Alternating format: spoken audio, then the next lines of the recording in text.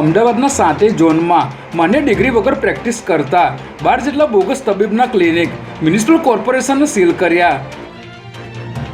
હાઈકોર્ટની મુદતમાંથી પરત ફરતા સમયે સર્જાયેલા અકસ્માતમાં દ્વારકા પોલીસ મથકના પોલીસ કર્મીનું કમકમાટી ભર્યું મોત નીપજ્યું.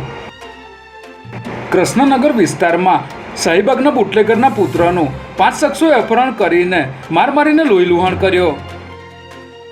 અમરાઈવાડીમાં થોડા દિવસ પહેલા પોલીસકર્મી પર હુમલો કરનાર નીરજ સરોજન પવન પાસીની પોલીસે ધરપકડ કરી. સાબરમતી નદીમાં પ્રદૂષણ મામલે હાઈકોર્ટના ચીફ જસ્ટિસની ખંડપીઠે અમદાવાદ મ્યુનિસિપલ કોર્પોરેશનની ઝાટકણી કાઢી.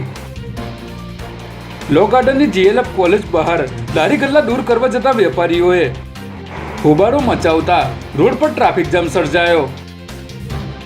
અમદાવાદ ક્રાઇમ બ્રાન્ચની ટીમે 200 કિલોથી પણ વધુ ગાંજો અને ડ્રગ્સ ઝડપી લેતા હર્ષ સંઘવીએ પોલીસને અભિનંદન આપ્યા.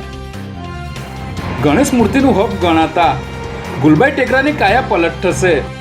AMC 1.30 લાખ સ્ક્વેર ફૂટ જગ્યામાં 854 ઘર બનાવશે.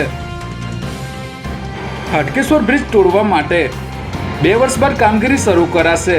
ચોથી વખત ટેન્ડર પછી રાજસ્થાનની કંપનીએ રસ દાખવ્યો. આજથી અમદાવાદ શહેરના 1.5 લાખથી પણ વધુ ઘરોમાં જ્યારે 800 સાર્વજનિક મંડળોમાં ગણેશ ઉત્સવની ઉજવણી કરાશે.